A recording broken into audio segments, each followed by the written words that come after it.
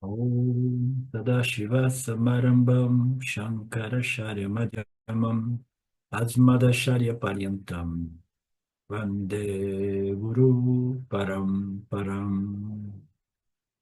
Ishvaro Guratmeti Multibeda Vibhagine Vyomabda Vyapta Dehaya Dakshinamurtaye Namaha Sahava Vedanta Sedanta Gocharam Tamagocharam Govindam Paramanandam Satiguru Pranatoshmaham Om Shanti Shanti Shanti Om. O verso 49, vendo uma forma tão assustadora minha, né? Krishna está dizendo, você está vendo essa forma tão assustadora minha que eu te, eu te, eu desejo que você não tenha nem medo nem ilusão. Interessante, medo nem ilusão, né? Não fique apavorado e nem fique iludido. Vamos ver o que o Swami fala sobre esta palavra ilusão. Mas sim, com uma mente satisfeita e livre do medo, você irá ver novamente aquela forma minha do amigo Krishna.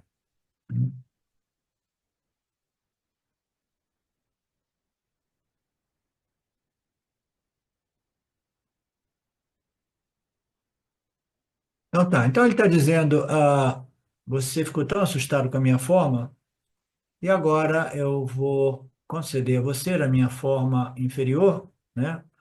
De modo que você não tenha nem medo nem ilusão e fique satisfeito, né? Acho que é por aí.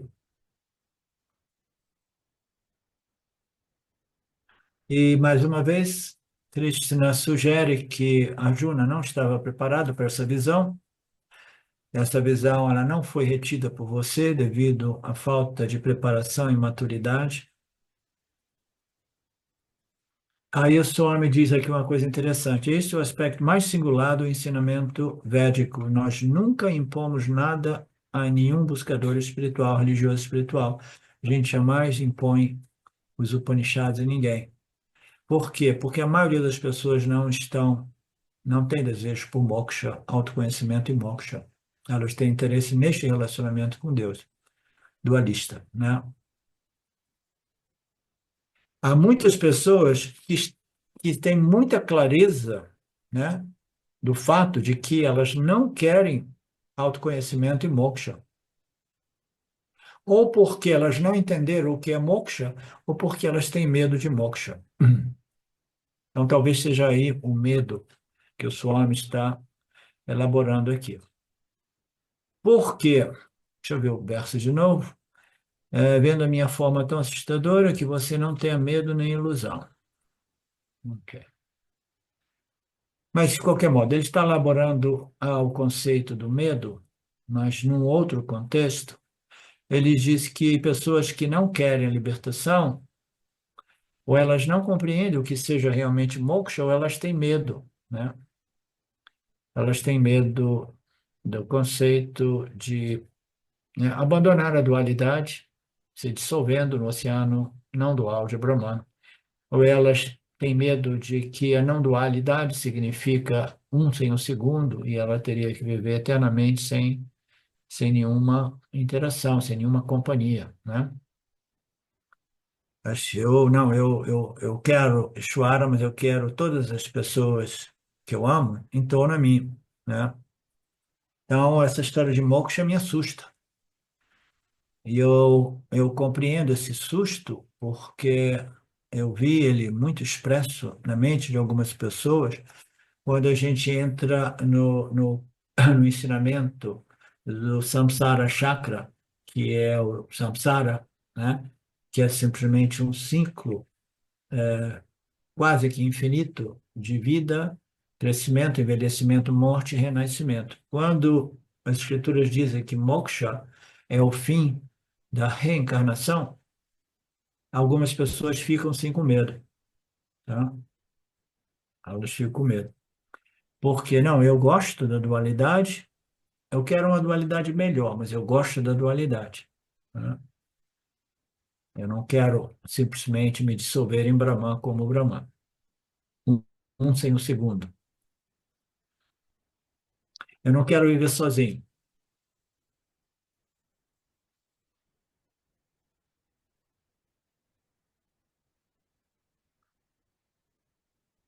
É bom ter pessoas de perto, e moksha significa que eu deveria estar livre de todas as coisas, de todas as pessoas. Eu não quero esse moksha.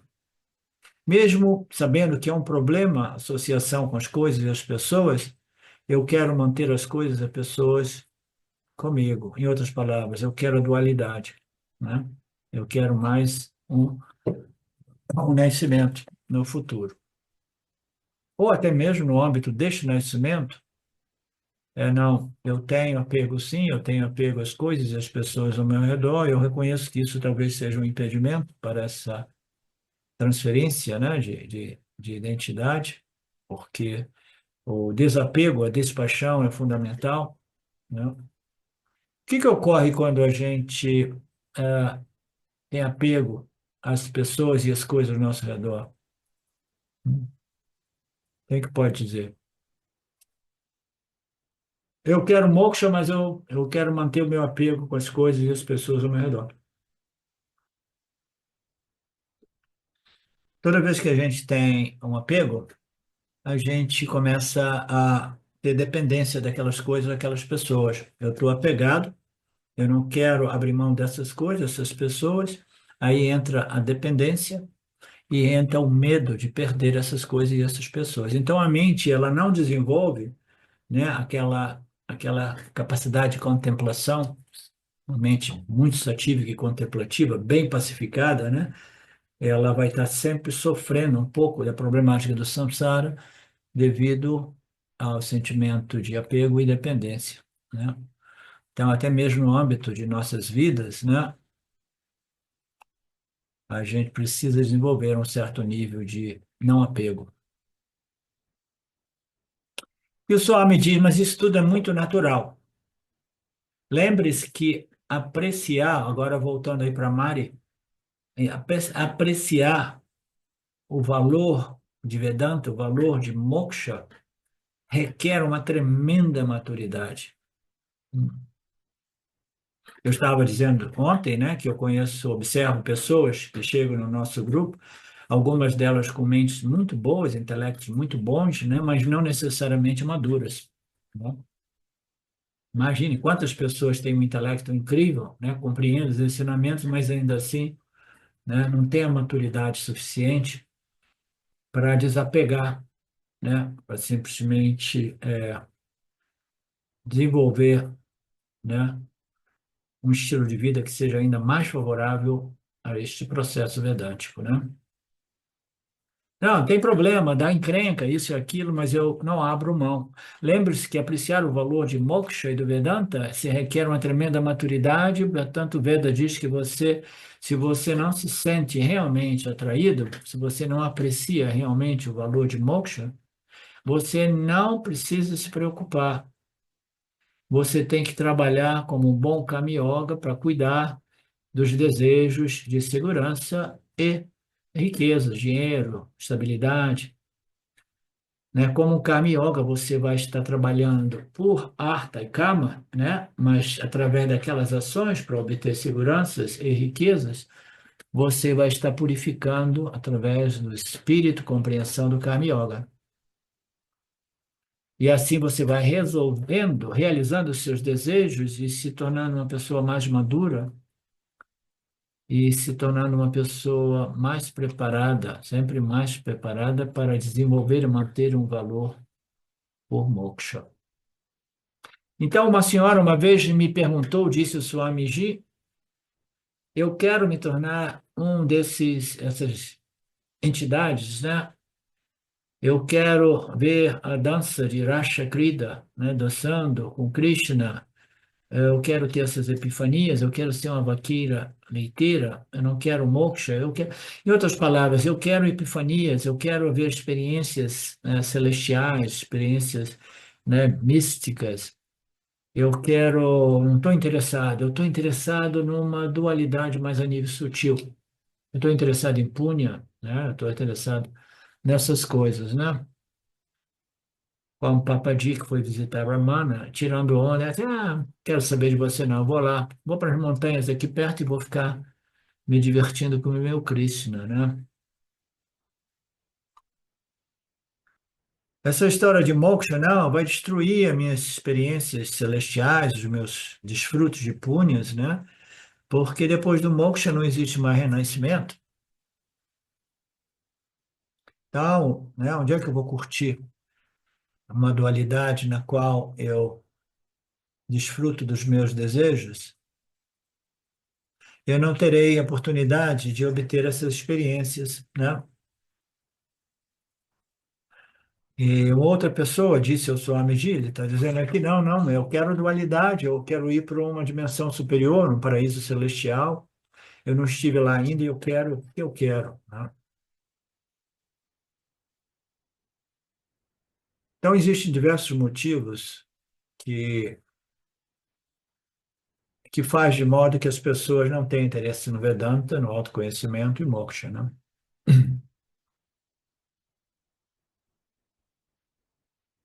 Ou se tem, tem um interesse, um valor só determinado, até um determinado ponto, né? Porque mesmo deixando de lado o aspecto extremamente transformador do autoconhecimento, né? Que é o que a gente chama de moksha, o perfume da rosa, né? Ou a transformação de nossas personalidades emocionais, né? Emocionais e psicológicas, né? Independentemente disso, o Vedanta ele vai produzindo um melhoramento muito grande, né? No purificação, no processo, no corpo, mente, sentidos. Então a pessoa vai, não, não, tudo bem, eu me sinto muito melhor agora da quando eu sou um vedantino, né? Uma vedantina, eu me sinto melhor, estou melhorando, né? Eu vejo muito melhoramento ocorrendo. E é um fato. Então, por um motivo ou outro, as pessoas podem entrar no Vedanta, mas não realmente necessariamente interessadas em autoconhecimento e moksha. Em fato, é uma grande maioria, não está realmente interessada em autoconhecimento e moksha.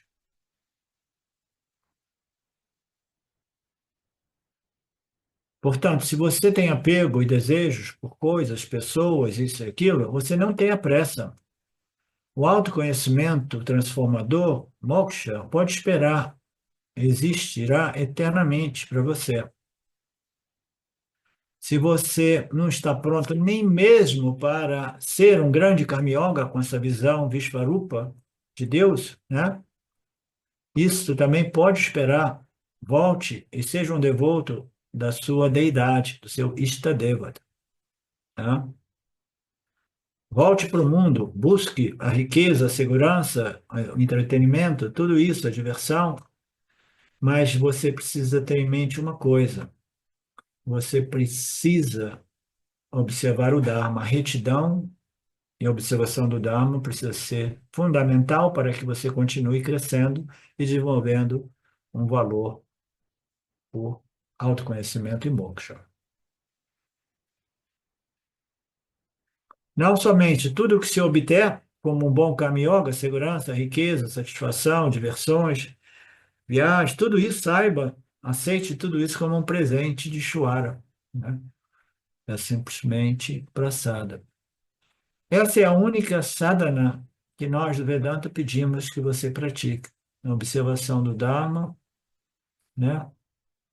E a inclusão de Ishvara na sua equação de vida, de tal modo que você possa desenvolver esta devoção que acelera enormemente esse processo de preparação. Você não precisa nem passar pela sessão ritualística, porque ela não existe no âmbito da cultura brasileira. Portanto, nós temos uma vantagem, talvez, porque a gente pode já tentar cair de paraquedas dentro do Karma Yoga, que é uma sadhana já bem mais avançada. O problema, a questão mais trágica da introdução da espiritualidade no Ocidente é que o Karma Yoga envolve devoção, mas essas meditações sugeridas no Ocidente como um meio de entrar, né, a janela para entrar na espiritualidade é a meditação, é uma meditação que não envolve um objeto de meditação simbolizando o Criador. Então fica todo mundo querendo, né, acalmar a mente, pacificar a mente, controlar a mente usando símbolos que não tem nada a ver com relacionamento criatura-criador. E todo mundo fracassa terrivelmente, com raríssimas exceções. Tá? Você está tentando purificar e controlar a mente, focando a mente em qualquer que seja o objeto de meditação, mas sem o Karma Yoga, essa Upasana, ela vai ser uma fonte de muita frustração e ilusão. Né? Então, nós no Ocidente não fazemos essa, não passamos por esse processo ritualístico, né? Pujas e tantas outras cerimônias, práticas, né? Mantras, etc. Que a gente que sejamos abençoados com o Karma Yoga, que nós possamos cair de paraquedas no Karma Yoga e desenvolver a reverência e a devoção para com o nosso Criador.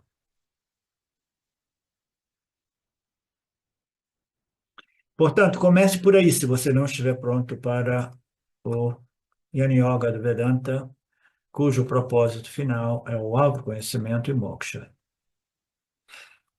De fato, o próprio Krishna vai falar sobre isso no próximo capítulo. Eu não quero dizer nada para depois não estragar o capítulo que vem. Veremos como podemos subir cada degrau da escada. Não se preocupe, a gente pode deixar o Vishvarupa, né, Darshana, essa visão de Ishvara como a totalidade, a gente deixa para mais tarde.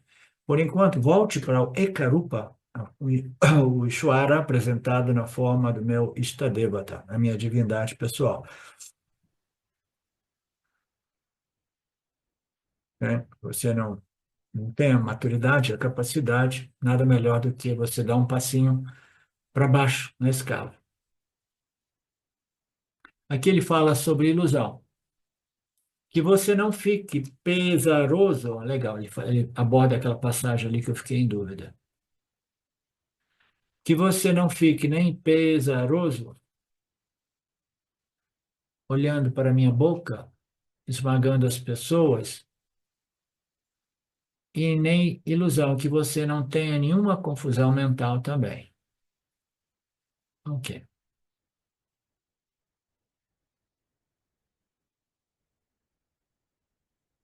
E aqui ele entra no âmbito de. Então, aqui, Vimudattvam, sendo lento, significa ser mentalmente dominado pelo medo, que paralisa, que imobiliza. Né? Nós dizemos que o medo é uma estratégia que compromete a discriminação, o discernimento humano. É por isso que existe tanta promoção de medo no mundo nos dias de hoje, né? Para que determinadas agendas sejam implementadas a nível global. O medo, ele compromete a nossa discriminação, nosso discernimento, de tal modo que a gente, né, fica dominado por quê? Pelo medo. O medo é uma circunstância muito tamásica, né, que conduz ao quê? A ilusão, né, confusão e ilusão. Quando a gente está sob efeito de muito medo, tá? Fique em casa, né, e você vai ter que seguir todas as nossas orientações, senão você é um criminoso, senão você é um terrorista, você é isso, você é aquilo. Então, aquele medo vai já comprometer a nossa mente crítica e a gente não vai conseguir ver determinados absurdos por trás de muitas dessas propagandas, né, de medo.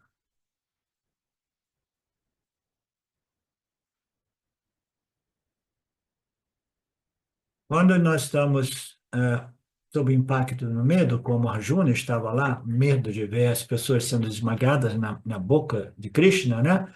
Então, imediatamente a sua mente, seu intelecto está comprometido e ele não consegue realmente crescer, né? Se a mente com medo é uma mente atordoada, nem capaz de discernir ou de fazer as coisas justas, né? Essa condição paralisada de mente é chamada de Vimuda Bhavaha. A Juna está experimentando isso naquele momento de medo, de terror, ao ver as pessoas esmagadas, né? Que você não permaneça nessa condição tamásica. Obrigado, Swamiji. Agora eu entendi aquele verso.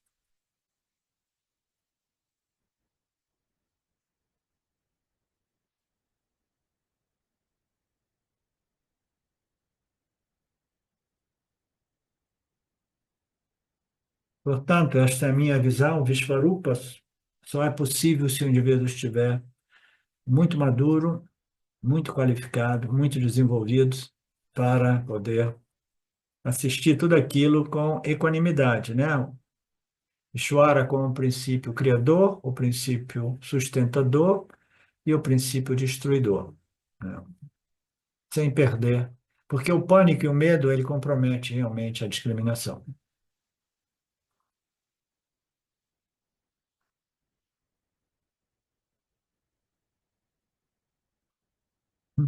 Ele diz aqui que até mesmo tem pessoas que não podem ver sangue, que perdem a discriminação e algumas delas desmaiam, né? Vocês já ouviram falar disso, né? Algumas delas desmaiam. Imagine se os médicos tivessem esse problema, né?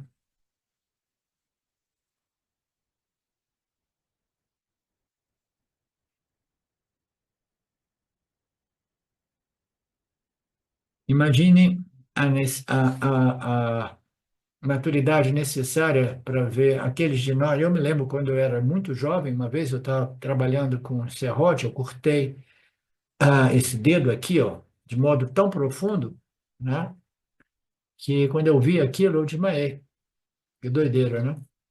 Agora imagina você não estando preparado e você vê o sangue de todos aqueles que se amam sendo esmagados na boca do Krishna, que você estava, né, vendo como o grande criador, o grande sustentador, e agora você vê toda aquela, né, aquela destruição, todo aquele sangue, né? Se for muito para você, volte para o Ekarupa Ishvara, né? Volta a me ver na forma de uma deidade. Aí o Swami diz, a questão aqui é que o medo é um problema. Você precisa estar livre do medo para você crescer nesse processo verdade. Então, você precisa de uma mente livre do medo, agradável, relaxada, sem estresse, sem pânico, de modo que você possa me ver novamente em minha forma, a forma mais confortável para você, Ekarupa Ishvara. Então tá. O verso 50, Sanjaya disse, então, tendo dito isso a Arjuna, o Senhor Krishna mostrou novamente a sua própria forma inferior e, tendo assumido a forma que agradava a Arjuna, o grande Senhor consolou o Arjuna, que antes estava assustado, né?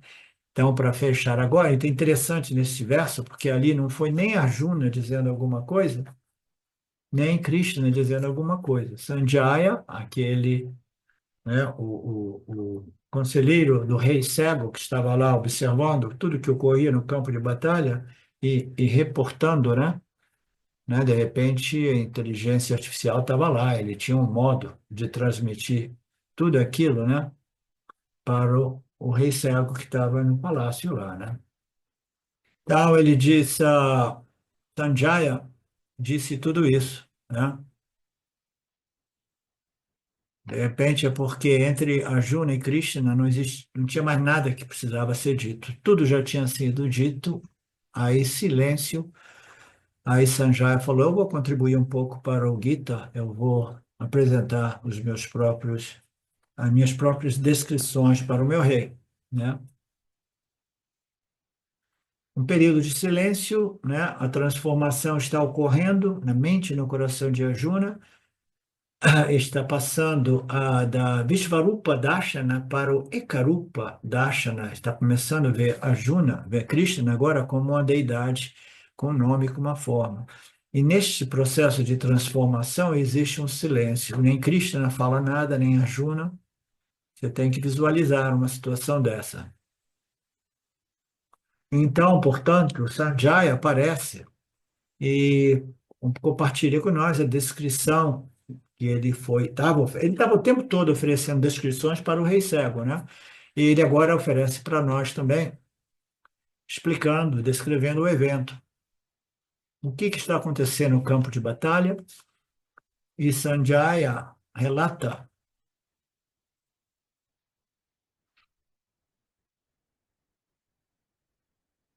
está ocorrendo uma transformação, meu Lord. Krishna agora está vendo, Arjuna começa a ver Krishna em sua forma Ekarupa, né, como uma deidade pessoal. E porque é dito que o Sanjaya também passou pela mesma experiência. Aqui e ali é dito que somente Krishna conseguiu se beneficiar daquela epifania, mas o Sanjaya estava descrevendo tudo isso para o rei, ele só podia estar vendo também. E agora ele viu o que estava acontecendo, Krishna se transformou novamente numa divindade, numa deidade, e ele diz que Krishna, o Senhor Krishna proferiu essas palavras para Arjuna, né? Proferiu essas palavras e então Vakanrupa mostrou novamente a sua forma e o seu nome Krishna, né? Outra vez ele mostrou a forma Ekarupa Krishna para Arjuna. Então, Vakanrupa, sua forma humana. Então, existem três formas aqui, né? Krishna Rupa. Então, existe a forma humana de Krishna, existe a Krishna como uma deidade, que a Arjuna teria muita facilidade de manter aquela perspectiva, né, de visão, mas o fato é que a visão Vishvarupa estava desaparecendo ali e o Krishna estava gradualmente, né, lentamente, gradativamente, né, estava voltando à forma, aquela forma que fosse a mais confortável para a Arjuna. Naturalmente, ambas são confortáveis para a Arjuna, entendeu? Aqui, Arjuna, essa é a minha forma humana e essa é a forma, através do olho da sabedoria, que você vai me ver não como a totalidade, mas você vai me ver como o Lord Krishna, essa deidade, com todos esses poderes, né, de um avatar, né, que foi enviado diretamente por Ishvara. Como se você estivesse mudando a frequência do seu rádio, né, e para obter, né, visões novas.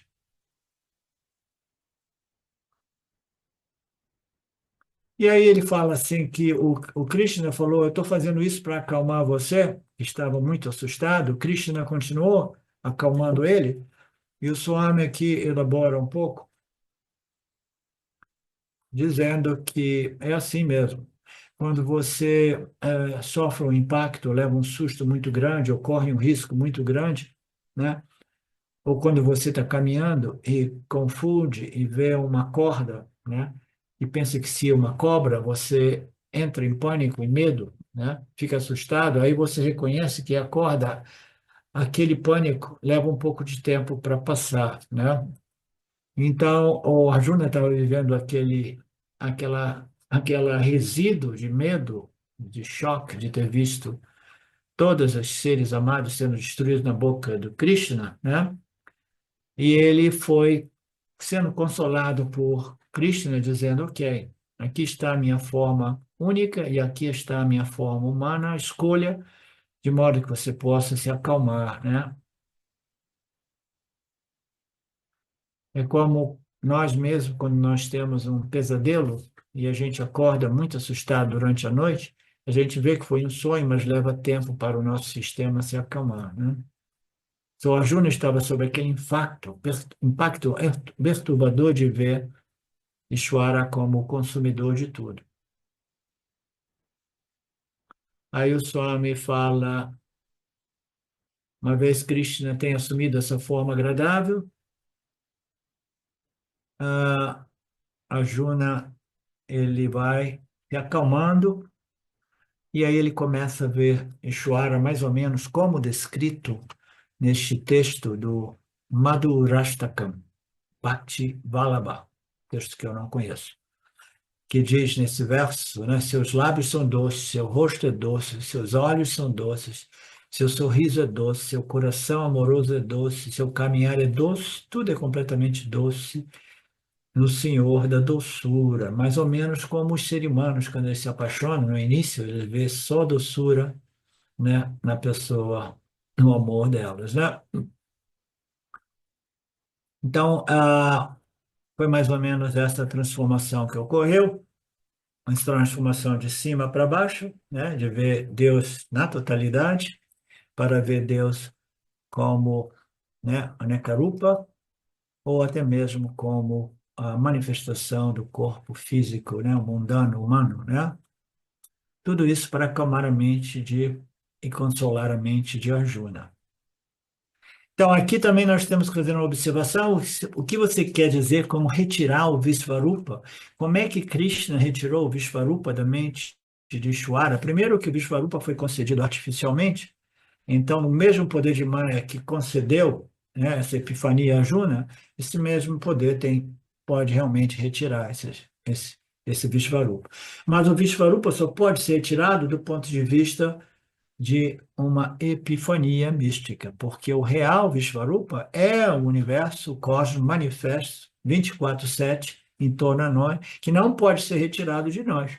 Então, ele só retirou porque era uma epifania e não uma visão clara, porque se fosse a compreensão clara de esse Vishvarupa, quando você vê uma coisa, você já não consegue mais deixar de ver. É como o autoconhecimento. Quando você vê que você é conhecimento, você é a consciência, aquele é um conhecimento que não pode ser cancelado, tá?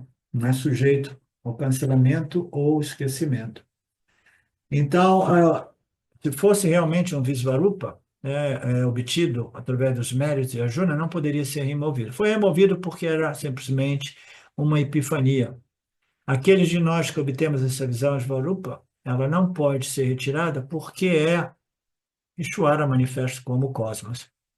Uma vez que você consiga ver Ishvara por trás de tudo, aquela visão permanece, a menos que seja somente momentânea esta compreensão, visão, né? Que não seja uma epifania, por favor, porque epifania vem e vai, né? Que seja uma compreensão, uma visão cognitiva de Deus por trás de toda essa manifestação, uma vez obtida por nossos méritos pessoais, ela não pode ser retirada, né? Então, o que que a Escritura está dizendo com retirar o Visvarupa, né? Não, não tem uma retirada realmente. Ele simplesmente abriu o olho divino de Arjuna através de uma epifania e depois retirou, através do seu poder, aquela visão. Arjuna não foi transformado realmente através do Visvarupa. Ele ficou numa situação ainda mais difícil, talvez, porque ele ficou em total pânico de medo.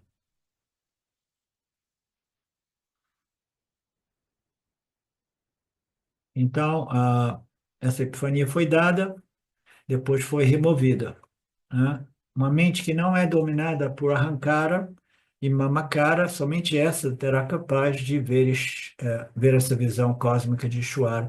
Quando você vê Deus manifesto como a totalidade, o bem e o mal, o justo e o injusto, os prazeres e as dores, né?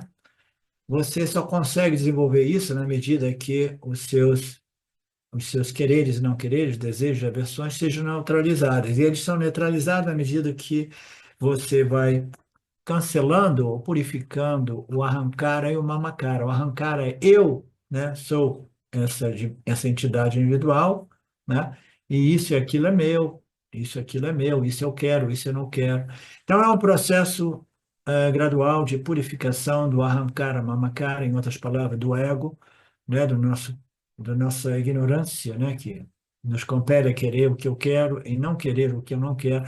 Se você não tem essa equanimidade, você jamais vai aceitar Ishvara como a totalidade de todos os pares.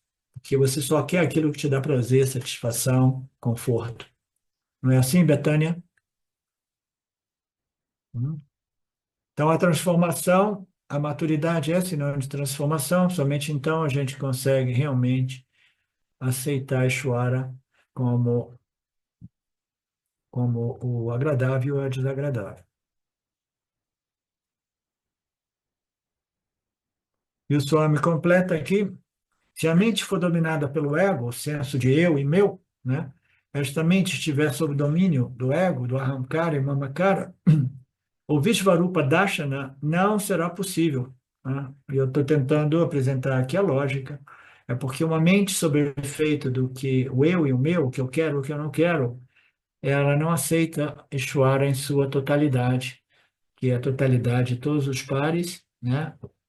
Os objetos, as situações, as circunstâncias, os parábolas agradáveis e desagradáveis, só podem ser aceitos realmente na medida que as minhas vasanas foram purificadas através do Karma Yoga, observação do Dharma, dedicação de minhas ações e recebendo os resultados com espírito de praçada, de agradecimento. Então, somente então, daquele ponto de vista, eu posso crescer para uma visão cósmica na qual eu aceito tudo como praçada. Se eu estiver dominado por meus quereres e não quereres, isso é impossível, eu não conseguirei ver a totalidade, minha mente está sempre inquieta, assustada, né? Ok? Então, é como se novamente eu tivesse dado um exemplo, a pessoa fica em pé, no fundo há uma cadeia de montanhas, tá? Ele deu uma coisa do foco, né? Se você focaliza o mundo somente através desta lente, que são as minhas vassas, o que eu quero, o que eu não quero, você não consegue ver Ishvara na totalidade. Você só quer ver aquilo que você quer ver.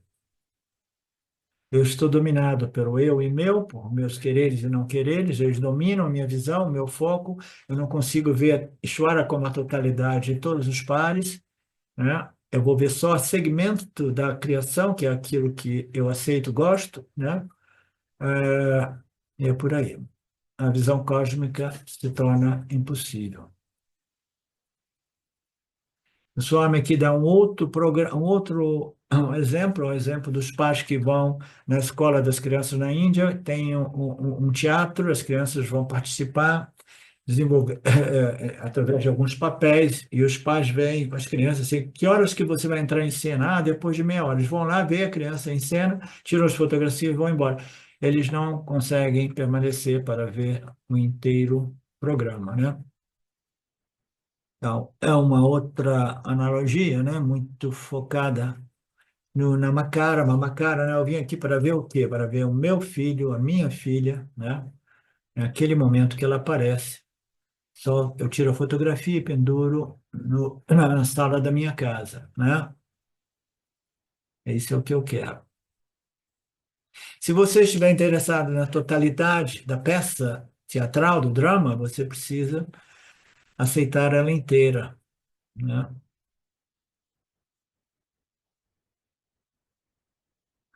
Ok. Estamos todos presos em uma consciência limitada por nossos quereres e não quereres, né? Nossa visão do mundo, ela é fragmentada com base nessas filtragens dos meus quereres e não quereres, gostos e desgostos, né? É uma consciência rarefeita, uma mente que vê o mundo de modo, né, rarefeito para... Não, você precisa de uma mente rarefeita, sutil, equânima, para apreciar a totalidade deste show, né, projetado por Maheshwara. Essa mente preparada e somente ela produz a abertura do olho divino que nos permite ver o Deus por trás de tudo. Isso significa que Arjuna estava tão preso no apego que ele tinha por Bhishma e Drona que ele perdeu a possibilidade de manter essa visão de Svarupa. Ele voltou para o apego dele, a velha história, meu Bhishma, meu Drona. A gente continua na próxima aula.